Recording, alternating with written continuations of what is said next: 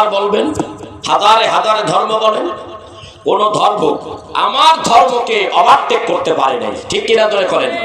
আল্লাহ সে কথা কোরআনে এইভাবে বলেন, হুয়াল্লাযী আরসালা রাসূলাহু বিল হুদা ওয়া দীনিল হক লিইযহিরাহু আলাদ দীনি কুল্লিহি ওয়া কাফা বিল্লাহি শাহীদা। হে রাসূল, আমি আপনাকে দ্বীনি হকের উপরে প্রতিষ্ঠিত করে দুনিয়ায় পাঠাইলাম, আর এমন একটা ধর্ম আপনাকে দিলাম যেই ধর্মটা হলো বিজয়ী ধর্ম, পৃথিবীর শ্রেষ্ঠ ধর্ম, যেই ধর্মের নবী হলেন আপনি মুহাম্মাদুর রাসূলুল্লাহ। ওয়াল্লাযীনা মাআহু আশিদ্দাউ আলাল কুফফার। হে রাসূল, এমন ধর্ম দিলাম পৃথিবীতে, এই ধর্মের চাইতে শ্রেষ্ঠ ধর্ম আর হতে পারে না, কারণ এই ধর্ম হলো আমি আল্লাহর একমাত্র মনোনীত ধর্ম, ঠিক না? ইন্নাদ-দীনা ইনদাল্লাহিল ইসলাম। আল্লাহ কয় নিশ্চয়ই আমি আল্লাহর কাছে আমার সবচাইতে প্রিয় এবং মনোনীত ধর্ম হলো একমাত্র ইসলাম। ইসলাম হলো আমাদের দ্বীন ব্যবস্থা। সেই ইসলামকে আপনি এত ছোট করে দেখতেছেন।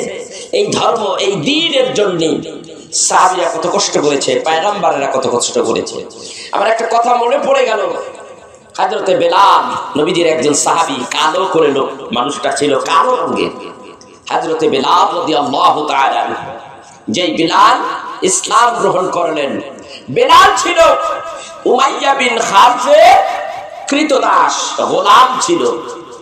এই গোলাম তার কাজ কর্ম করে দিত, সব কাজ করে দিত। একদিন তিনি ইসলামের দাওয়াত তার কাছে এসে গেল, আল্লাহ তার কাছে পৌঁছে দিলেন। ইসলাম সুন্দর, ইসলাম ভালো, এই ধর্ম মুক্তির ধর্ম, এই ধর্ম নাজাতের ধর্ম। এইভাবে তার কাছে এই কথাগুলি কিভাবে আল্লাহ এনে দিলেন। হযরত বিলাল বলেন, এই ধর্মের প্রতি আমার মনটা এত নরম হয়ে গেল, এই ধর্মের প্রতি আমার মাথা নিচু হয়ে গেল, আমি তখনই পড়ে নিলাম লা ইলাহা ইল্লাল্লাহু মুহাম্মাদুর রাসূলুল্লাহ সাল্লাল্লাহু আলাইহি ওয়াসাল্লাম। কলেমা পড়লেন হযরত বিলাল, যখন কলেমা পড়লেন হযরত বিলাল ইসলাম গ্রহণ করলেন। তার মনিব উমাইয়া বিন খালফ এই কথা জানার পরে হযরত বিলালকে ডেকে বলে, বিলাল, আমি জানতে পেরেছি তুমি নাকি ইসলাম গ্রহণ করেছো, আব্দুল্লাহর বেটা মুহাম্মদ সাল্লাল্লাহু আলাইহি ওয়াসাল্লামের ধর্ম গ্রহণ করেছো। তুমি আমাকে বলো কথাটা সত্য কিনা? বিলাল বলেন, হ্যাঁ আপনি সত্য শুনেছেন, আমি তো ইসলাম গ্রহণ করে মুসলমান হয়ে গেছি। সুবহানাল্লাহ। হাদিস শরীফের মধ্যে আছে, উমাইয়া এত জোরে একটি থাপ্পড় মারলো, হযরতে বেলাল দাঁড়ানোর থেকে জমিনে পড়ে গেল। পড়ে গেলে তাকে আবার এই এখানে ধরে জামার এই কলারের কিনারে ধরে টান দা উঠানো হলো, মার শুরু করে দিল। বেলালকে ডাক দেওয়া বলে, বেলাল, আমি বলছি এই মুহূর্তে তুমি ধর্ম ত্যাগ করবে। বেলাল ডাক দিয়া বলে, না, এটা কখনো হতে পারে না। বলে, না, তুমি আমার কৃতদাস, তুমি আমাকে ফলো করবে, আমি যা বলি তা মানতে তুমি বাধ্য। হযরতে বেলাল বলে, আমি ধর্ম গ্রহণ করেছি, এই ব্যাপারে আমি আপনার কোনো কথা শুনতে বাধ্য নই। মার শুরু করা হলো, এমন মারা মারতে লাগলো, বেলালকে লাঠি মারে, হাত দিয়া বক্সিং মারে, তাতেও সে ক্ষান্ত হয় নাই, লাঠি পিটা করে। এরপরে ডাক দিয়ে বলে, হে বেলাল, এত মার তোমাকে দিলাম, তারপর তুমি মার খেয়ে যাচ্ছ। এখনো বলি সময় আছে, সামনে কিন্তু আরো ভয়াবহ চিত্র তোমার জন্য উপস্থিত হতে যাচ্ছে। আর অবস্থা ভয়াবহ খারাপ হবে, এখনো সময় আছে। আব্দুল্লাহ কোলারে ভুলে যাও, ওই ইসলাম ছাইড়া যাও। হযরত বিলাল ডাক দিয়া বলে, জীবন চলে যাবে, জীবন শেষ হয়ে যাবে, তবু আল্লাহর হাবিবের ধর্ম ইসলাম ধর্ম আমি ছাড়বো না। এই মুসলমান, ঘরে সৈন্য মুসলমান, ভাতে বাজারে ভিড় জমন না মুসলমান, তোমার কাজ দিয়ে সময় চলে যাচ্ছে, তুমি সময়ের গুরুত্ব দিলে না। ভালো করে শোনো, হযরতে বিলাল এই তোমার আমার এই ধর্মের জন্য কত কষ্ট করেছে। হযরতে বিলাল বলে দিলেন, ও আমার মালিক, জীবন চলে যাবে তবু আমি ধর্ম ছাড়ব না, আল্লাহকে ভুলবো না, মদিনা কাবলি ওয়ালা নবী, ধর্মকে ছাড়ব না। আমনি হযরতে বিলালের হাত পা বেঁধে ফেলা হলো। কিছু বকাইটা ছেলেরা আছে, ইয়ং পোলাপান আছে না নাই? আপনাদের দেশে আছে না নাই? দেখবেন হুন্ডা তাদেরকে দিছেন, পোলাপান হুন্ডা চালায়, বেমাত্রা হুন্ডা চালায়, মানুষের পায়ের উপর দিয়ে তুলে দেয়, এমন বেয়াদব মার্কা আছে না নাই? ধৈর্য যদি জিজ্ঞাসা করা হয়, এত জোরে হুন্ডা চালাস, আমি তো ব্যথা পাইছি, এই কথাও বলার জো নাই, এই বড় বড় চোখ করে চায়, আছে না নাই? সমাজের মধ্যে এমন ধরনের বেয়াদব মার্কা পোলাপান আছে যাদের কাছে ধর্মের কোনো কাজ কারবারই নাই। ওই জমানায় এমন ইয়ং ছেলেরা ছিল। হযরতে বেলাল ওই পাগলা মার্কা বেয়াদব মার্কা কতগুলি যুবকের হাতে বেলালকে হাত পা বেঁধে ছেড়ে দেওয়া হলো। উমাইয়া ডাক দিয়ে বলে, হে যুবকেরা, আই হযরতে বেলাল যতক্ষণ পর্যন্ত ইসলাম ছাড়বে না, ততক্ষণ পর্যন্ত উত্তপ্ত বালুর ভিতরে তোমরা শেষরাইয়া শেষরাইয়া টানতে থাকো। সকাল থেকে সন্ধ্যা পর্যন্ত টানা হলো, হযরতে বেলালকে নিয়ে আসা হলো। বিকাল বেলা একেবারে শেষ বেলায় নিয়ে আসা হলো, উমাইয়ার বাড়িতে নিয়ে আসা হলো। উমাইয়া এত মারা মারলাম, উত্তপ্ত বালুর মধ্যে দিয়া দেহটা শূন্য, কোনো গায়ে কাপড় নাই, এমন অবস্থায় টাইনা সারাদিন টানলাম। আর মাঝে মাঝে জিজ্ঞাসা করলাম, এখনো সময় আছে, ইসলাম ধর্মটা ছেড়ে দে, তাহলে এই বিপদ থেকে তুই বেঁচে যাবি। সে আমাদের কোনো কথাই শোনে না, তার ভাষাই একটা আহাদ আহাদ আহাদ। ভাইরা আমার, বন্ধুরা আমার, উমাইয়ার কাছে ডাক দিয়ে বলে, ও উমাইয়া, এত চেষ্টা করলাম, আমার দ্বারা সম্ভব হলো না, আমরা কেউ পারলাম না, এবার আপনি কি করবেন? উমাইয়া ডাক দিয়ে বলে, একটা কাজ করো, চিৎ করো, মরুভূমি বালুর উপরে লোকটারে শোয়াইয়া দাও। হাত পা বেঁধে শোয়াইয়া দেওয়া হলো। আপনি একেবারে অনেক বড় একটা পাথর তার বুকের উপরে চাপাইয়া দেওয়া হলো। এমন জোরে, এত ওজন একটা পাথর তার বুকের উপরে চাপাইয়া দেওয়া হলো। হযরতে বেলাল তখনও বলে, আহাদ আহাদ আহাদ, এইভাবে বলতেছে। উমাইয়া আরো তেলে বাগুনে জ্বলা উঠতেছে। উমাইয়া আল্লাহর হাবিবের এই শ্রেষ্ঠ মুয়াজ্জিন, মসজিদে নববীর শ্রেষ্ঠ মুয়াজ্জিন, প্রথম মুয়াজ্জিন হযরতে বেলাল, এত জোরে এত কষ্ট দিতে আছে, বেলালকে মারতেছে। উত্তপ্ত বালু, যেই বালুর উপরে যদি চাল ফেলে দেওয়া হয়, সঙ্গে সঙ্গে মুড়ি হয়ে যায়, খই ফুটে যায়, ফটফট করে খই ফুটে যায়। উত্তপ্ত বালুর ভিতরে দিয়ে তারে টানে শেষরায়, আবার তারে উত্তপ্ত বালুর উপরে চিৎ করে শোয়াইয়া বড় একটা পাহাড়, বড় একটা পাথর তার বুকের উপরে চাপা দিয়া রাখা হয়। হযরতে বেলাল এইভাবে কষ্ট করে। বেলাল ডাক ডাকাই, আল্লাহ তাআলা, তোমার এই ধর্ম আমি গ্রহণ করেছি বিদায় এত জুলুম অত্যাচার আমার উপরে করতে আছে, আল্লাহ এই জুলুমের থেকে তুমি আল্লাহ আমারে কি বাঁচাইবা না।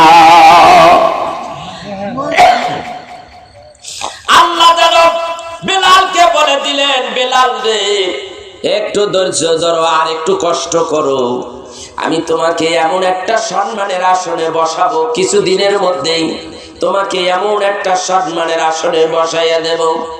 হযরত বেলাল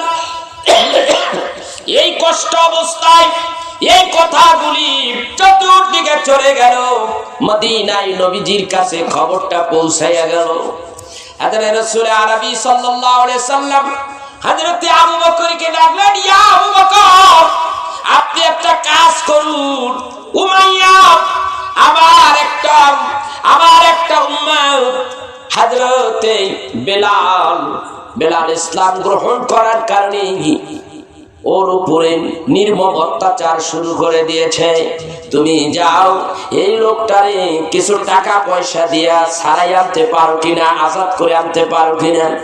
হযরত আবু বকর, আল্লাহর হাবিব বললেন, আবু বকর সঙ্গে সঙ্গে রওনা হয়ে গেল।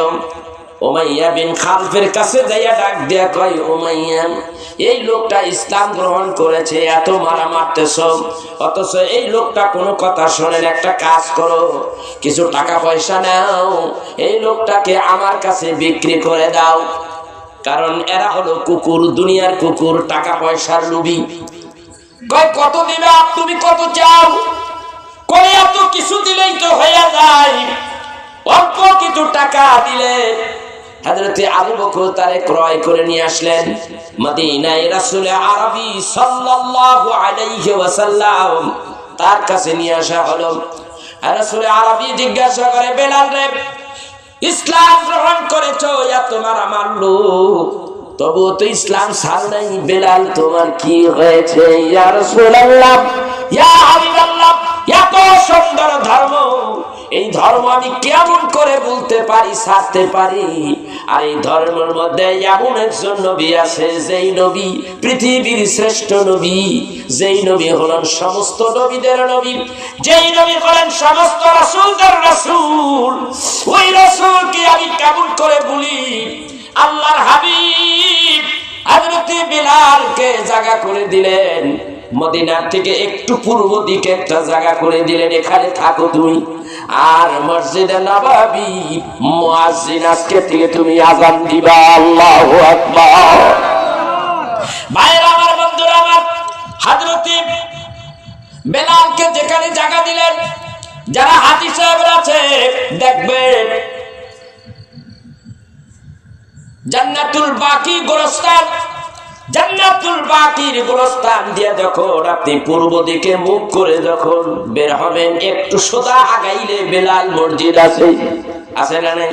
ওইখানে বেলাল বসবাস করে, ওখান থেকে আল্লাহর হাবিবের কাছে আসতে। এই বেলাল আল্লাহর হাবিবকে এত মহব্বত করতেন, যখন আযান দিতেন বেলাল আমার রাসূলের মুখের দিকে তাকাইয়া থাকতেন।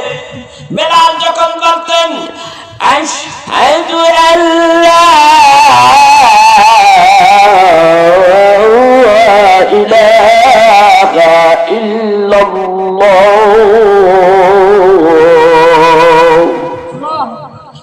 আশহাদু আল্লা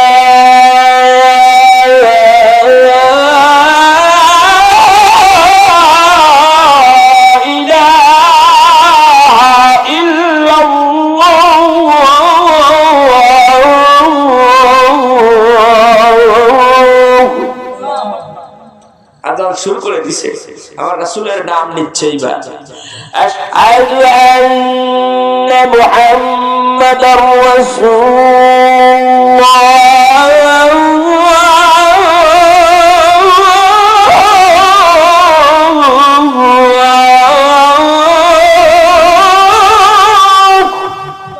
আযান দিত, আঙ্গুলটা তুইলা আমার রাসূলের দিকে ইঙ্গিত করত, ওই তো আমার হাবিব, ওই তো আমার আল্লাহর রাসূল।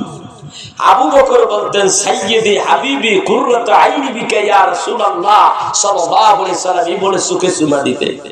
তাফসীরে রুহুল বয়ান, তাফসীরে রুহুল বয়ানের ৭ম ভলিউমের মধ্যে আসছে, আবু বকর চুমা দিতেন এইভাবে। আমার রাসূল বলতেন, আবু বকর তুমি কি করলা? ইয়া রাসূলুল্লাহ, আশহাদু আন্না মুহাম্মাদার রাসূলুল্লাহ বলে যখন বেলাল আযান দিতেছিল, তখন আমি বলেছি সাইয়্যিদি হাবিবি কুররাতু আইনি বিকা ইয়া রাসূলুল্লাহ সাল্লাল্লাহু আলাইহি সাল্লাম। এই বলে আমি সুমা দিলাম, নবী গো আপনি সাইয়্যিদ, সমস্ত নবীদের সরদার, সাইয়্যিদি হাবিবি, আপনি হলেন হাবিবুল্লাহ, আল্লাহর বন্ধু। কুররাতু আইনি বিকা ইয়া রাসূলুল্লাহ, আপনি আমার চোখের মণি। এই বলে সুমা দিয়ে চোখে লাগাইলাম। আমার নবী বলে, আমার আবু বকর যে কাজটা করলো, এই কাজটা যদি কোনো ব্যক্তি করে তাহলে আমি আল্লাহর নবী কাল কিয়ামতের দিন মানুষগুলিরে খুঁজবো, খুঁজে খুঁজে সুপারিশ করে জান্নাতে পাঠিয়ে দেব। আল্লাহু আকবার। এরপরে তাফসীরে জালালাইন শরীফের সম্ভবত 12 নম্বর হাসিয়া, ইন্নাল্লাহা ওয়া মালাইকাতাহু ইউসাল্লুনা আলান নবী, সূরা আযমের এই আয়াতে কারিমা ব্যাখ্যা হাসিয়ার মধ্যে আসছে, যদি কোনো ব্যক্তি এই নাম শুনি এইভাবে সুমা দেয়, সুমা দিয়া যদি চোখে লাগায়, এই মানুষটাকে যদি তার অদৃষ্টিতে থাকে যে সে একদিন অন্ধ হয়ে যাবে, অন্ধত্ব খণ্ডিয়ে দেওয়া হবে, জীবনে আর কোনোদিন সে অন্ধ হবে না, চোখের আলো ফুরাবে না, চোখে কম দেখবে তাও হবে না, বরঞ্চ আরো উন্নত হবে, কিন্তু আর চোখের পাওয়ার নষ্ট হবে না। এই হাসিয়ার মধ্যে রাখে কিয়ামতের দিন আল্লাহ তাআলা রাসূল হাবিবুল্লাহ নবী এই মানুষটাকে সুপারিশ করে জান্নাতে পাঠাইয়া দিবে।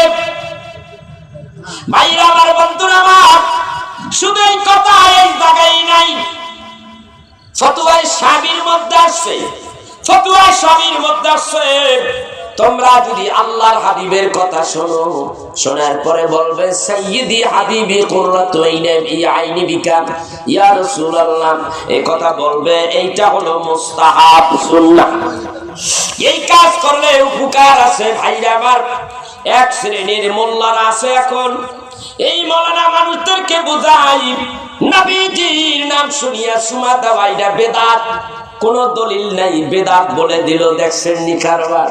পৃথিবীর মধ্যে আপনার আমার কাছে সবচাইতে বেশি প্রিয় হইল আল্লাহ আর নবী, ঠিক না বেঠিক? তাদের নামটা সুমা দিয়া চোখে লাগাইলে কি হতে পারে? দলিল আছে, উপকার হবে।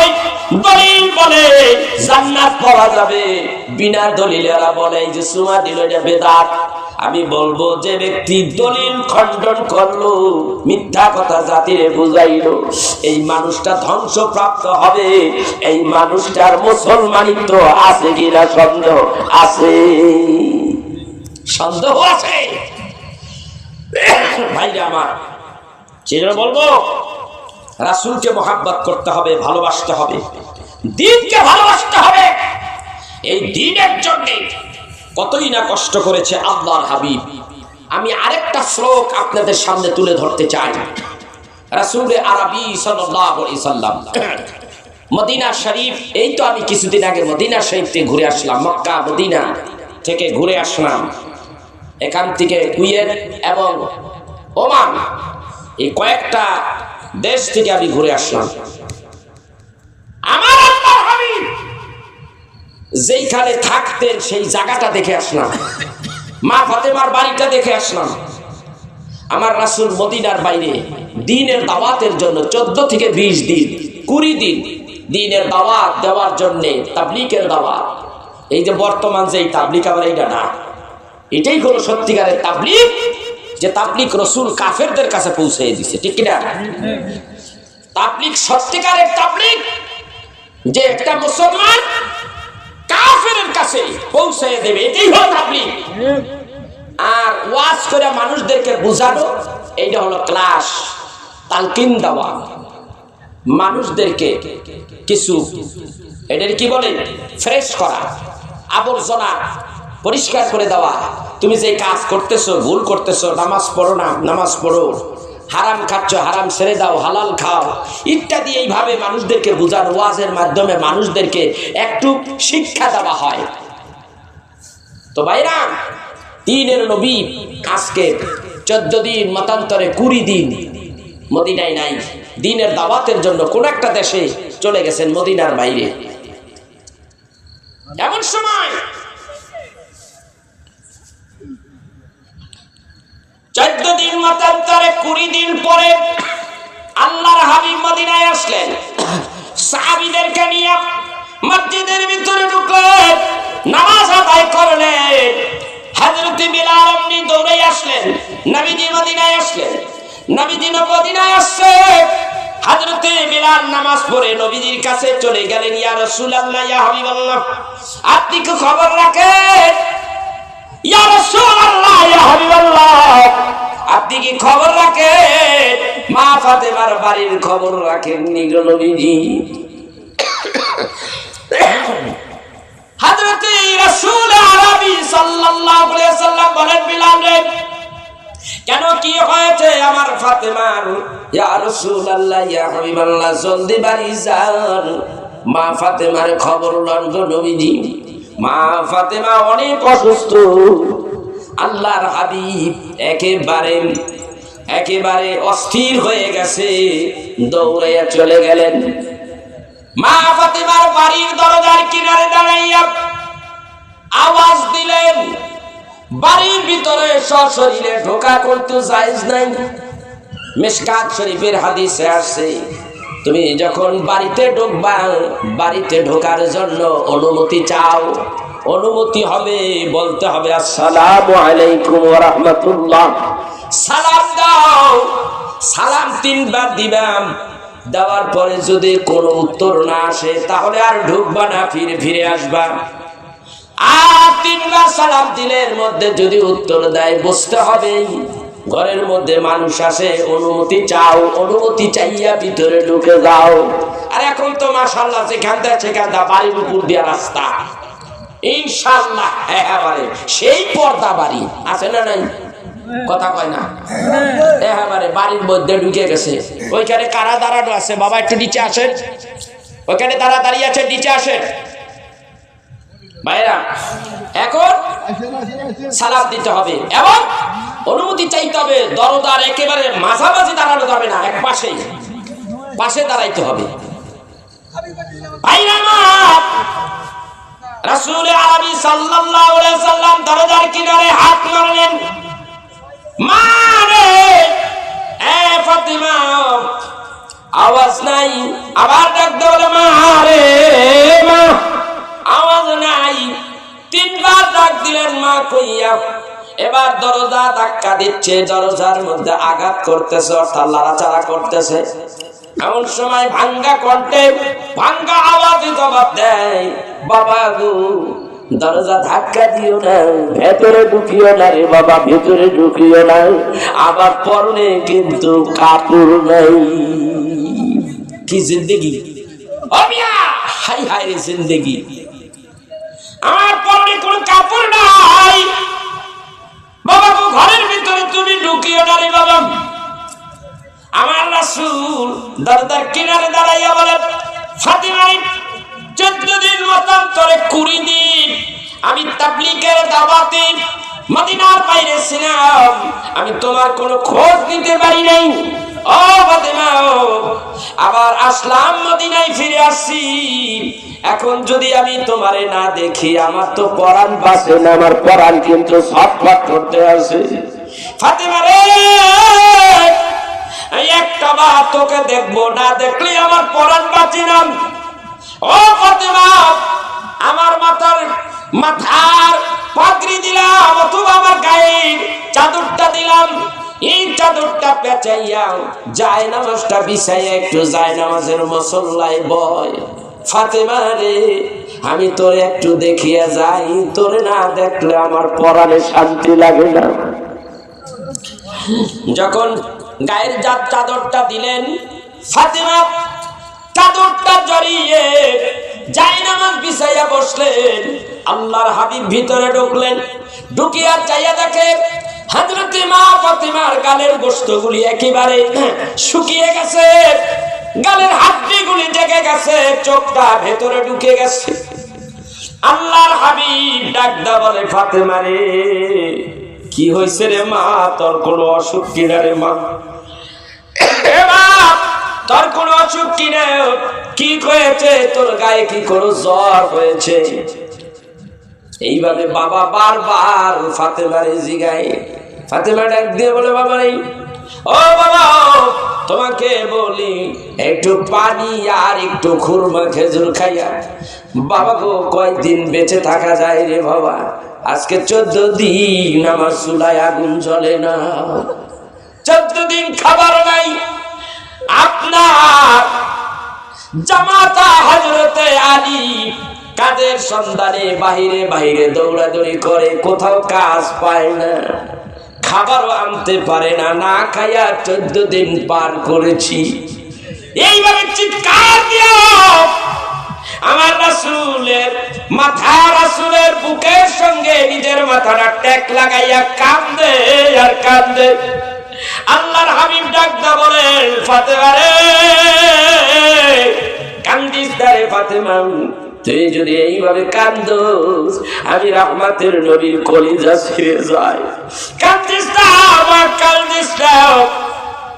এই দেশের মধ্যে অনেক রাজা বাচ্চার ছেলেরা ছিল, তোরে বিয়ে করার প্রস্তাব দিয়েছিল, আমি কিন্তু কোন রাজা বাচ্চার ছেলের সঙ্গে তোরে বিয়া দেই নাই, দেই নাই রে মা, আমি দেই নাই। আমি গরিব আলীর কাছে তোরে বিবাহ দিয়েছি। ফাতেমা রে, আলী সংসারে এসে কষ্ট করতেছো, ধৈর্য ধরো, এই কষ্টের ফল তুমি পাইবা। আর যদি এই দুনিয়ায় জিন্দেগি যদি সুন্দর করতে চাও, জিন্দেগি যদি কাফেরদের মতো যদি একটু বেশি বেশি আরামায়েশ করতে চাও, তাহলে জায়নামাজের কণাটা একটু টান দিয়া উঠাও। মা ফাতেমা বলে, আমি জায়নামাজের কণাটা একটু টান দিয়া উঠাই না, আমি চাইয়া দেখি জায়নামাজের নিচ দিয়া গলিত স্বর্ণগুলি প্রবাহিত হচ্ছে। আল্লাহর হাবিব ডাকদা বলেন, ফাতেমা রে, যদি বিলাসিতা করতে চাও, আরামাই যদি করতে চাও, তাহলে এখান থেকে স্বর্ণ তোলো, বাজারে বিক্রি করো, কোটি কোটি টাকার মালিক হয়ে যাইবা, কোটি কোটি টাকার মালিক হয়ে যাইবা।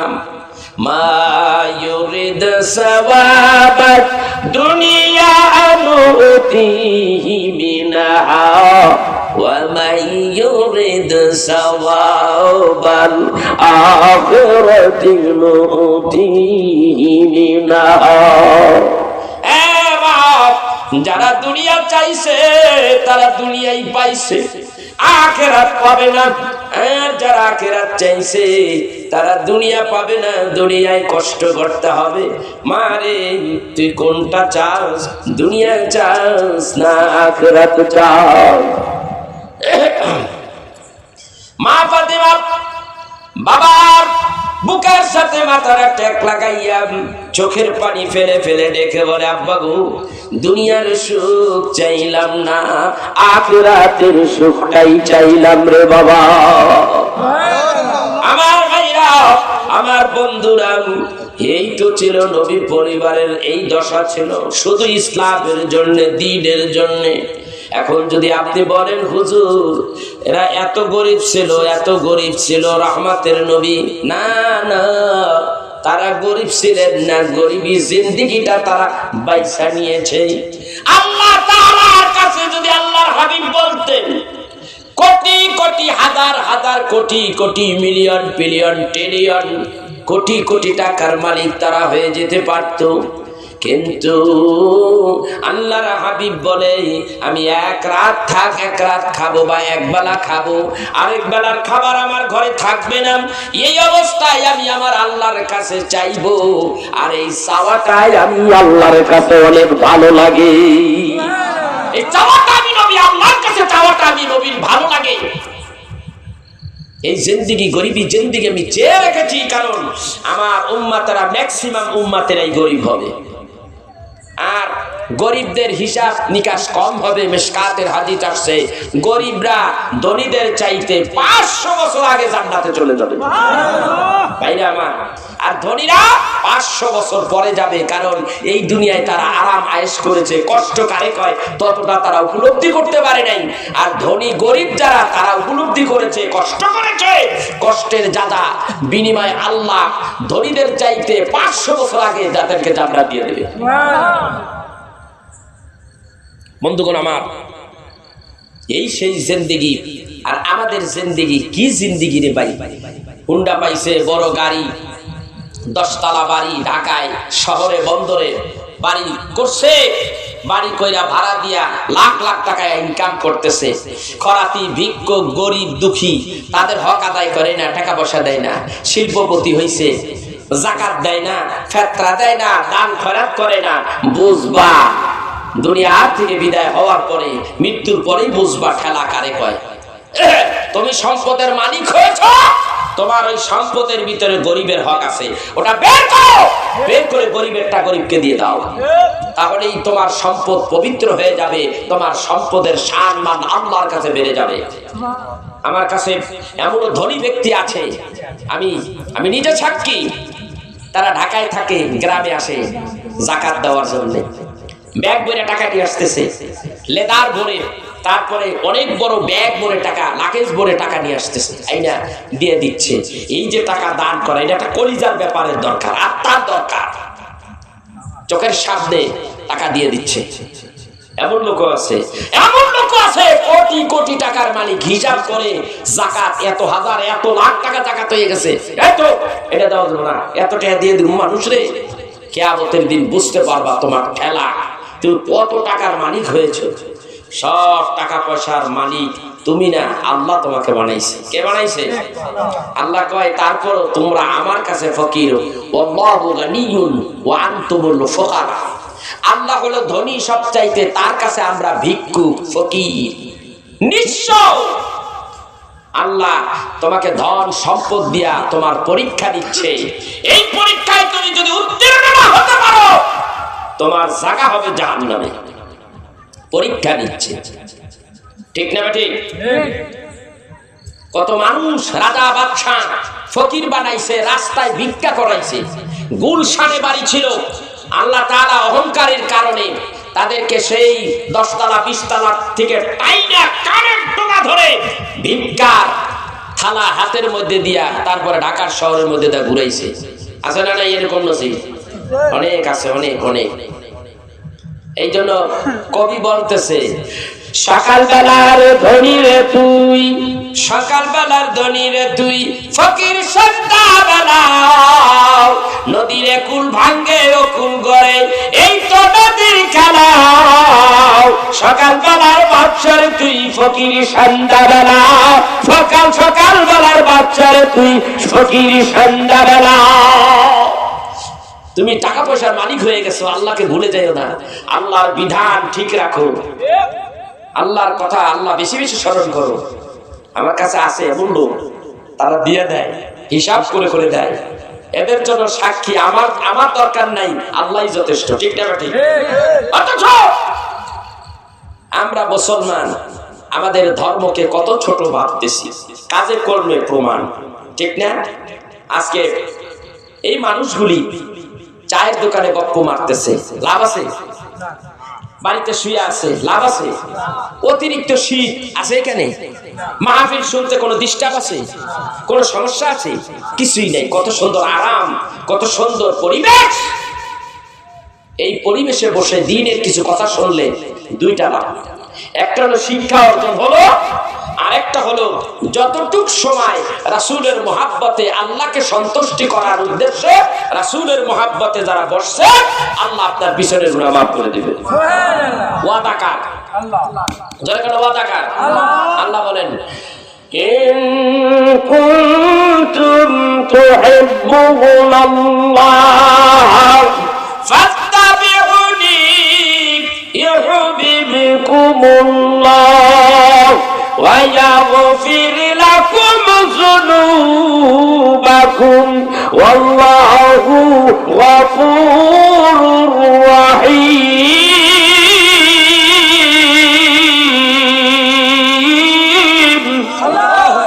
আল্লাহ ডাক ডাকাই, তোমরা যদি আমি আল্লাহকে পাইতে চাও, তাহলে আমার বন্ধুরে ভালোবাসো, আমার বন্ধুর ইত্তেবা করো, অনুসরণ অনুকরণ করো। যদি আমার বন্ধুকে ভালোবাসতে পারো, তাহলে শুনে নাও আমি আল্লাহ ইউহিব্বুকুমুল্লাহ ওই মানুষটার উপরে খুশি হয়ে যাই। খুশি হইয়াও ওয়ায়াগফির লাকুম যুনুবাকুম, আমি আল্লাহ তাআলা আমার হাবিবকে ভালোবাসার কারণে তার উপরে রাজি হয়ে যাই, খুশি হয়ে যাই, আর বিনিময়ে আমি আল্লাহ তাআলা তার জীবনের সব গুনাহগুলি maaf করে দেই। যখন কার কথা? আল্লাহর কথা। আজকে এখানে কতক্ষণ বসবো? যতক্ষণ বসবো, 1-2 ঘন্টা বসবো। এই 2 ঘন্টা আমার হায়াতের মধ্যে আসে না নেই? আকাম কুকাম যত আসে সিরিয়াল বাই সিরিয়াল চলছে। আবার মাঝে মাঝে কিছু নামাজ কামাজও আছে, আছে না নাই? আছে। আবার দেখা যায় দিনের অত তারিখের অত 2 ঘন্টা ওয়াজের মধ্যে আছে। আবার কিছু উল্টা পাল্টা হয়েই গেছে, দিনের অত তারিখের মতো অত ঘন্টার মধ্যে একটু অপরাধ হয়ে গেছে, অত ঘন্টার মধ্যে অত ওয়াক্ত নামাজ পড়ে ফেললো, অত ঘন্টার মধ্যে দান খয়রাতের মধ্যে সময় ব্যয় করলো, অত তারিখের ওই দিনের মধ্যে এই কয়েক ঘন্টা সে দিনের কাজে ব্যয় করে ফেললো। সেই মানুষটাকে আল্লাহ তাবারক ওয়া তাআলা, ওই মানুষটা আসবে আল্লাহর কাছে, তওবা করবে, আল্লাহর কাছে ক্ষমা চাইবে। আল্লাহ বলেন ওই মানুষটারে ক্ষমা করে দেওয়া আমি আল্লাহর জন্য ওয়াজিব হয়ে যায়। আমি চাই না আমার বান্দাটা জাহান্নামে চলে যাক, আমি বান্দা তৈরি করেছি, বান্দাকে জাহান্নামে ফেলে দেওয়ার জন্য আমি বান্দা তৈরি করি নাই। এখন বান্দা যদি জাহান্নামে যাওয়ার জন্য রাস্তাটা পরিষ্কার করে, আমার কি করার আছে? ঠিক কিনা ধরে কর। আপনি আপনার জায়গা জাহান্নামে তৈরি করে নিতেছেন, করার তো কিছু নেই। আজকে এই যে বসলেন 2 ঘন্টা যদি বসেন এইভাবে, হয়তো বা আগে পাশে আপনার কিছু অন্যায় আছে। কিয়ামতের দিন বলবে আল্লাহ তোমার রিল জীবনের রিল সময়টা এইভাবে চলতেছে, কালের আবর্তনে এইভাবে ঘুরতেছে সময়টা। একটা সময় এসে দেখবে এখানে দেখা যায় 2 ঘন্টা আমার হাবিবের জন্য সে কেঁদেছে, এই মাহফিলের মধ্যে বসেছে, ওয়াজগুলি শুনেছে, কোরআন তেলাওয়াতগুলি শুনেছে, আমল হয়েছে, নেক হয়েছে। 2 ঘন্টা আমার রাসূলের মহব্বতে সে এখানে বসেছে। আমি আল্লাহ ওয়াদা করেছি আমি তারে মাফ করে দিলাম, মাফ করে আজকে জান্নাত দিয়ে দিলাম। আল্লাহ পারে কি পারে না? আল্লাহ সব পারে। একখানা হাদিস শুনিয়ে দেই, ওই নবীর উম্মত আমরা, ওই নবীকে ভালোবাসলেই তো আমার নবীর উম্মত হওয়া যায়। আর যে ব্যক্তি নবীর উম্মত হয়ে যায় সেই ব্যক্তি জান্নাতি হয়ে যায়। সুবহানাল্লাহ। আন আবু হুরায়রা রাদিয়াল্লাহু তাআলা আনহু قال قال رسول الله صلى الله عليه وسلم كل امتي يدخلون الجنه الا من ابى قيل ومن ابى قال من اطاعني دخل الجنه ومن عصاني فقد ابى رواه البخاري। বুখারীর হাদিস। ভাইরা আমার, বুখারী শরীফের মধ্যে হাদিস এসেছে, হযরত আবু হুরায়রা থেকে হাদিস রওয়ায়েত। রাসূল বলেন আমার যত উম্মত আছে, আমার সব উম্মত, কুল্লু উম্মতি ইয়াদখুলুনাল জান্নাত, আমার সব উম্মত জান্নাতি, জান্নাতি, জান্নাতি। আর আমার জান্নাতি উম্মতগুলি কোনোদিন নামাজ ছাড়তে পারে না। ঠিক না ঠিক?